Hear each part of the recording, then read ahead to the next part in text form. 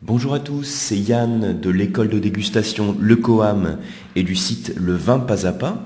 Et je voudrais vous parler aujourd'hui dans le podcast du jour d'une sous-étape dans la dégustation du vin. Alors c'est une des sous-étapes qui est peut-être la plus négligée parce qu'elle est parfois assez compliquée à évaluer. Et je voudrais vous donner les clés dans ce podcast pour la rendre beaucoup plus simple à effectuer. Et vous verrez que c'est une étape qui est très importante parce que ça vous donne des informations assez précises sur le niveau de qualité du vin. Et cette étape, c'est ce qu'on appelle la longueur en bouche. Alors, donc quand vous dégustez un vin, donc ça c'est un petit rappel sur la dégustation du vin, vous savez que vous suivez les différentes étapes visuelles, olfactives, gustatives. Donc j'observe le vin, j'observe la robe. Sur la robe du vin, il y a différentes choses que j'observe, donc des sous-étapes. Donc par exemple l'intensité de la robe, sa couleur, ses nuances de couleur, éventuellement la présence de larmes, tout ça ce sont des sous-étapes au sein de l'étape visuelle. Ensuite j'ai l'étape olfactive, donc je vais sentir le vin. D'abord le sentir une première fois sans le faire tourner, donc sans faire tourner le verre. Ensuite je fais tourner le vin dans le verre, donc je l'oxygène, c'est ce qu'on appelle le deuxième nez. Et je vais qualifier en termes de sous-étapes dans la phase olfactive, eh bien l'intensité du nez. Est-ce que c'est un nez qui est plutôt fermé, qui est plutôt ouvert, qui est plutôt aromatique? Et je vais qualifier également les arômes, éventuellement les familles d'arômes. Éventuellement, je vais indiquer si ce sont plutôt des arômes primaires, secondaires, tertiaires. Donc on va parler des arômes. Et ensuite, on a la phase gustative qui consiste à évaluer, donc en termes de sous-étapes, le niveau de chacune des sensations qu'on a en bouche. On peut évaluer donc le niveau d'alcool, on peut évaluer, et il faut d'ailleurs évaluer le niveau d'acidité, donc le niveau de tanin, etc. Et une fois qu'on a fait toutes ces évaluations en bouche, il y a donc la dernière chose qui intervient en bouche, c'est ce qu'on appelle, donc c'est ce qui vient en finale, donc vraiment la dernière étape, c'est ce qu'on appelle la longueur en bouche.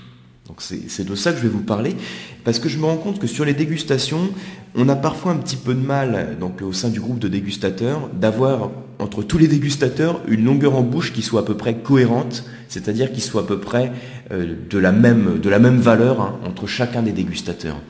Et pourtant, quand on utilise une petite méthode pour bien évaluer cette longueur en bouche, en général, on est à peu près d'accord sur sa mesure, pour savoir si c'est plutôt tant de secondes ou tant de secondes. Je vais vous en reparler juste après. Donc pour savoir si c'est plutôt court en bouche, moyen en bouche ou long en bouche. Et donc pour pouvoir se prononcer sur le niveau de qualité du vin. Alors avant toute chose, pour bien commencer, je vais vous définir ce que c'est que la longueur en bouche. Alors la longueur en bouche, c'est en fait le temps pendant lequel les arômes du vin restent en bouche. Le temps pendant lequel les arômes du vin restent en bouche, une fois que vous avez plus de vin en bouche. Donc typiquement, vous prenez le vin en bouche, vous le gardez pendant quelques secondes, 7 secondes, 8 secondes, 10 secondes, vous allez le mâcher, vous allez le grumer. Donc le grumer, c'est aspirer un petit peu d'air, vous allez avoir des sensations, vous allez évaluer, comme je vous le disais tout à l'heure, le niveau d'acidité de tanin, éventuellement les arômes aussi que vous allez retrouver en bouche. Et ensuite, vous crachez votre vin, ou vous l'avalez, en tout cas, vous n'avez plus de vin en bouche, et là, il y a des sensations qui persistent. Et la longueur en bouche, c'est vraiment les sensations qui sont liées aux arômes une fois que vous avez plus de vin en bouche. Mais attention, il faut que quand vous mesurez la longueur en bouche, il faut que le palier d'arômes, si vous voulez, l'intensité des arômes que vous avez en bouche, soit proche de l'intensité des arômes du vin que vous aviez perçu quand vous aviez le vin en bouche. Alors je ne sais pas si vous avez suivi ma phrase, un peu une phrase à rallonge. En gros, ça veut dire que quand vous avez le vin en bouche, vous allez évaluer un certain niveau d'intensité en termes d'arômes. Ensuite, vous recrachez le vin. Vous avez ces arômes qui gardent à peu près la même intensité. Donc ça, c'est la longueur en bouche. Et à un moment, vous avez encore les arômes qui vont continuer à persister en bouche, ils vont continuer à rester en bouche, mais ils vont avoir une intensité qui va être bien inférieure. Et là, on n'est plus sur la longueur en bouche. La longueur en bouche, il faut vraiment que l'intensité des arômes soit à peu près la même que l'intensité des arômes quand vous aviez du vin en bouche. Voilà un peu l'idée à avoir. Donc, une chose aussi, on parle bien d'arômes et pas d'autres sensations. On voit plusieurs dégustateurs qui confondent parfois la longueur en bouche, donc on parle pour cette persistance aromatique, qui confondent avec le niveau d'acidité par exemple.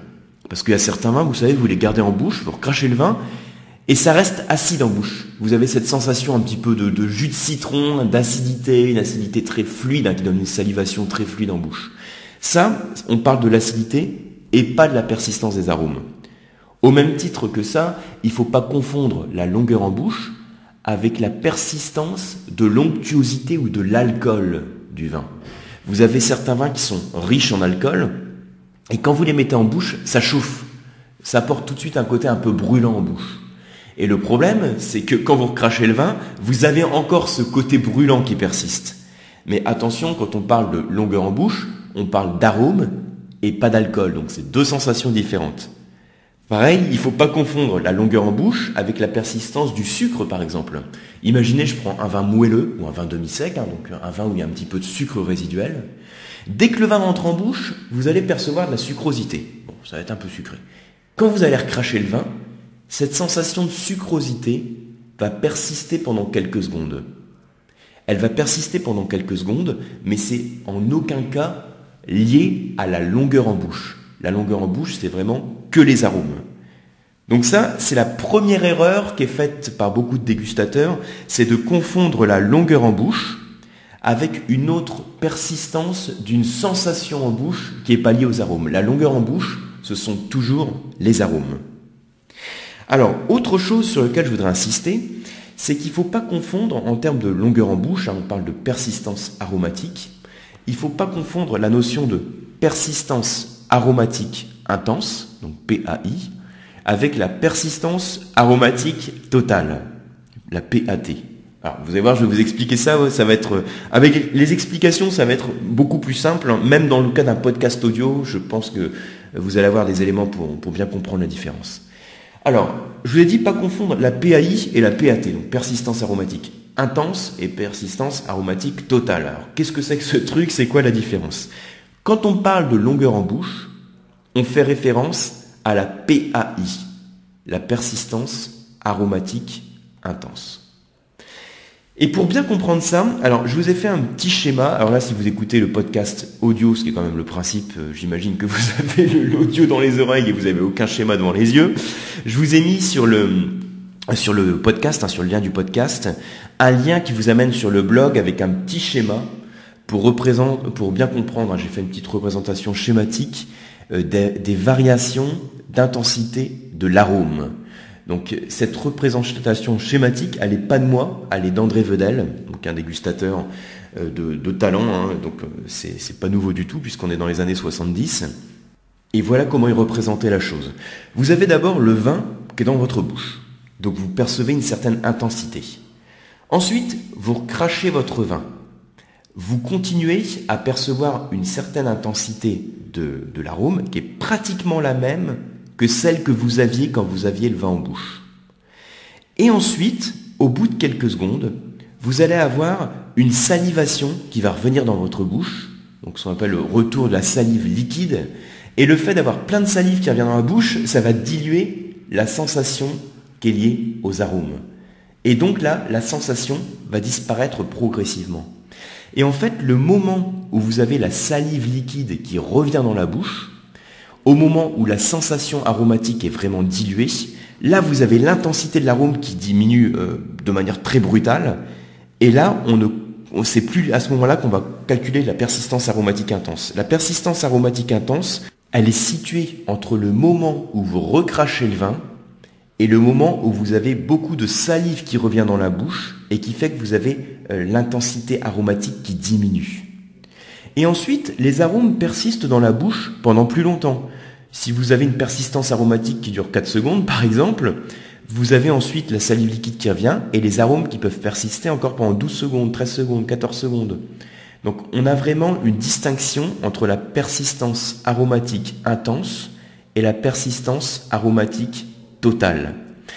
Alors, si ça vous parle pas beaucoup, ce dont je vous parle, regardez le petit schéma que j'ai fait. Donc si vous êtes dans les transports en commun ou dans votre voiture pour écouter le podcast, ça va être compliqué de voir le schéma, mais peut-être que par rapport aux informations que je vous donne, vous arrivez à peu près à vous représenter l'idée. En tout cas, c'est vraiment faire la distinction entre la persistance aromatique intense, qui correspond à la longueur en bouche, et la persistance aromatique totale, qui est toujours beaucoup plus longue que la persistance aromatique intense. Donc ça, c'est les deux principales erreurs que l'on fait quand on mesure la longueur en bouche. La première erreur, c'est le fait de ne pas s'attacher aux sensations aromatiques, mais de voir la persistance des sensations gustatives, donc l'acidité, l'alcool, le sucre par exemple. Et la deuxième erreur, c'est de calculer, quand on mesure la longueur en bouche, de calculer la persistance aromatique totale et non la persistance aromatique intense. Et là, à ce stade, vous devez vous dire, bon c'est bien sympa comme idée théorique, mais alors en pratique, ça me dit pas du tout comment faut faire. Alors je vais vous donner un petit truc pour bien la mesurer, cette persistance aromatique intense. Donc c'est une méthode que j'avais vue chez Buffin et qui permet d'avoir, c'est vrai, entre les dégustateurs, une mesure de la persistance aromatique intense qui soit très stable et très proche d'un dégustateur à l'autre. Alors comment ça se passe? Vous avez donc votre vin en bouche. Donc vous le mâchez, comme je disais tout à l'heure. Donc vous le mâchez, c'est-à-dire que vous le faites passer sur toute la surface de la langue. Vous le grumez, donc vous aspirez un petit peu d'air. Et là, au bout de quelques secondes, vous recrachez votre vin. Et au moment où vous avez recraché votre vin, vous allez continuer à mâcher, même si vous n'avez pas plus de vin en bouche. Donc en fait, vous allez faire une mastication lente à raison d'une mastication par seconde, d'une mâche par seconde. Donc là, comme on est sur un podcast audio, vous voyez pas la tête que je fais, là je suis en train de mâcher, donc une mastication par seconde, en laissant un petit peu la bouche entrouverte, et en faisant cette mastication lente, environ une par seconde, vous allez pouvoir compter facilement le nombre de secondes pendant lequel les arômes restent en bouche. Et au bout d'un moment, vous allez avoir beaucoup de salive qui va revenir, une salive liquide, qui va complètement diluer les arômes, en tout cas diluer en grande partie les arômes. Et à partir de ce moment-là, vous regardez combien de secondes vous avez compté. Donc si je recrache le vin, je continue à mâcher, donc je fais... Donc là je le fais de manière bruyante pour que vous entendiez, sinon on fait ça de manière quand même un peu plus discrète. Donc vous comptez les secondes, vous dites par exemple au bout de 5 secondes, ah ça y est, j'ai de la salive qui revient, je sens que j'ai les arômes qui sont rincés en bouche, et bien là, j'ai mesuré ma persistance aromatique intense ou longueur en bouche. Alors, on parle de, vous savez qu'on la mesure pas en secondes, on la mesure en caudali, mais c'est exactement la même chose. Vous pouvez dire ça dure 3 secondes ou ça dure 3 caudali, c'est exactement la même chose. Donc ça, c'est une méthode que je vous invite à utiliser pour bien mesurer les différences dans la persistance aromatique intense que vous avez entre les vins que vous dégustez. Et quand vous vous attachez vraiment à mesurer cette persistance aromatique intense de cette manière-là, et donc pas la persistance aromatique totale, vraiment la persistance aromatique intense, on se rend compte, comme je vous disais, que d'un dégustateur à l'autre, elle est très stable. Et on se rend compte aussi, donc ça c'est hyper important, que la persistance aromatique intense, en fait, elle est très stable dans les vins. C'est-à-dire que pour une bouteille que vous mettez dans votre cave, qui va faire 5 ans de cave, 10 ans de cave, si vous l'ouvrez dans les 2 ans, dans les 5 ans ou dans les 10 ans, finalement, vous allez avoir une persistance aromatique intense qui va être du même ordre. À partir du moment où c'est la même bouteille, c'est une constante qui permet de mesurer le niveau de qualité du vin. Et vous allez constater que cette persistance aromatique, alors, comme on parle de persistance, on la mesure en secondes ou caudali, on parle de durée, mais c'est intéressant aussi, bien sûr, de voir quelle intensité elle a. Donc il y a vraiment 2 paramètres sur lesquels vous pouvez vous attacher quand vous mesurez la PAI. C'est le niveau d'intensité et la durée. Alors nous on mesure généralement la durée, quand on fait une dégustation, ce qu'on mesure c'est la longueur en bouche, donc on dit ça dure 5 caudali, 10 caudali ou 15 caudali, donc ce sera court, moyen ou long en bouche. Mais c'est intéressant aussi de se concentrer sur l'intensité. Et ces 2 facteurs, l'intensité et la durée, sont complètement liés à la qualité de votre baie de raisin, à la qualité de votre vin. Pourquoi ? Parce qu'en termes agronomiques, ce qui permet de jouer sur les différences de PAI entre 2 vins, c'est la concentration de la baie de raisin. Et qu'est-ce qui joue sur la concentration de la baie de raisin ? Eh bien, c'est principalement le rendement. Si vous avez un rendement de 20 hecto-hectares ou de 80 hecto-hectares, vous avez des baies de raisin qui vont être plus ou moins diluées ou plus ou moins concentrées. Quand vous avez une baie de raisin qui est diluée, donc en gros si vous avez, on va dire, beaucoup de grappes de raisin sur un même pied de vigne, chaque fruit, chaque baie va être plus diluée que si vous aviez que 3 grappes de raisin sur le pied de vigne, pour faire simple, pour donner une image. Puisque tout ce qui procure de l'énergie à la plante, à la vigne, donc tout le système racinaire et le système foliaire va capter de l'énergie et la transmettre aux fruits pour qu'ils arrivent à leur maturité et qu'ils soient concentrés en arômes et en différents composés gustatifs. Et si vous avez moins de fruits, eh ben, chacun des fruits va être plus concentré. Donc des rendements faibles qui caractérisent des vins qualitatifs vont donner aussi plus de concentration en arômes, plus de concentration en composés gustatifs et donc une meilleure longueur en bouche. C'est pourquoi on peut vraiment faire une corrélation entre le niveau de qualité du vin et sa longueur en bouche, donc sa persistance aromatique intense. Alors, il y a quelques facteurs qui vont jouer sur le niveau de PAI que vous allez mesurer dans les vins. Donc, on a vu bien sûr le rendement, mais également le fait de travailler par exemple sur des cépages jeunes ou vieux, donc des vieilles vignes ou des jeunes vignes. Si vous êtes sur des vieilles vignes, vous allez avoir là aussi moins de production, moins de rendement, mais plus de concentration. Donc, éventuellement, une meilleure longueur en bouche. En fonction de la météo, par exemple, si vous avez une pluviométrie importante, surtout au moment des vendanges, donc si vous avez une pluviométrie importante, qu'est-ce qui se passe? Eh bien, vous allez apporter de l'eau à votre cep, et donc vous allez avoir tendance à diluer chacune des baies. Et donc, le raisin va être moins concentré, le vin au final va être, entre guillemets, plus dilué, il va avoir moins de concentration, et donc il va avoir moins de longueur en bouche. Le fait d'avoir aussi une belle maturité qui est atteinte progressivement dans le temps permet de renforcer la concentration en arôme de votre baie de raisin et donc de booster la persistance aromatique intense. Voilà donc les facteurs principaux qui peuvent jouer dessus. Alors maintenant, ce qui est super intéressant à faire, c'est quand vous rentrez chez vous, vous prenez 3 bouteilles. Alors 3 bouteilles ce qui est intéressant de faire ça, c'est de le faire par exemple avec différents vins de Bourgogne. Donc vous prenez des chardonnays de Bourgogne, par exemple sur les blancs. Vous prenez un Bourgogne générique, un Bourgogne en appellation village, un Bourgogne premier cru et un Bourgogne grand cru. Donc comme vous risquez d'avoir pour un petit budget, ça peut être intéressant de le faire en famille ou entre amis pour mieux rentabiliser les achats de vos bouteilles. Et là, vous allez déguster les vins l'un après l'autre, en commençant par le vin d'entrée de gamme, donc l'appellation Bourgogne générique. Et vous mesurez, entre les dégustateurs qui sont présents, la persistance aromatique intense en comptant le nombre de mastications que vous avez en bouche jusqu'au retour de la salive liquide, ce qu'on a vu tout à l'heure. Et vous notez la valeur que vous retrouvez. Vous faites ça ensuite pour l'appellation village, l'appellation premier cru et l'appellation grand cru. Et vous allez constater une réelle différence entre chacune des PAI mesurées. Alors, il y a un truc aussi qu'il faut faire, c'est quand même l'intérêt aussi d'aller crescendo dans la dégustation du vin, c'est-à-dire de monter en gamme. C'est toujours faire en sorte justement d'aller dans le sens des PAI croissantes, donc de monter en gamme. Parce que si vous commencez par le grand cru et que vous enchaînez sur l'appellation village, le grand cru est très intense et va avoir tendance, en quelque sorte, entre guillemets, à saturer vos papilles. Et donc, le premier cru, l'appellation village, que vous allez déguster après, va vous paraître plus court en bouche. C'est ce qu'on appelle l'effet de contraste. C'est pour ça que dans une dégustation ou même en cours d'un repas, quand vous avez plusieurs vins à faire déguster, c'est intéressant d'essayer toujours d'aller crescendo dans la dégustation, de monter en gamme, de faire en sorte de ne pas regretter le vin précédent, également pour aller dans le sens des PAI croissantes et pour ne pas, par effet de contraste, mal évaluer la qualité du vin. Voilà, donc cette approche de la PAI que je vous ai développée ici et qui est développée par Buffin, je la trouve super intéressante parce que ça permet d'attacher la PAI à un facteur un peu universel, c'est-à-dire que c'est une mesure universelle de la qualité du vin. Et d'ailleurs, Buffin avait fait un référentiel des valeurs des PAI de quelques vins de France. Alors pour vous dire quelques exemples, par exemple pour notre Bourgogne générique, Chardonnay de Bourgogne, je peux avoir 4-5 Caudalie, donc 4-5 secondes de longueur en bouche, de persistance aromatique intense.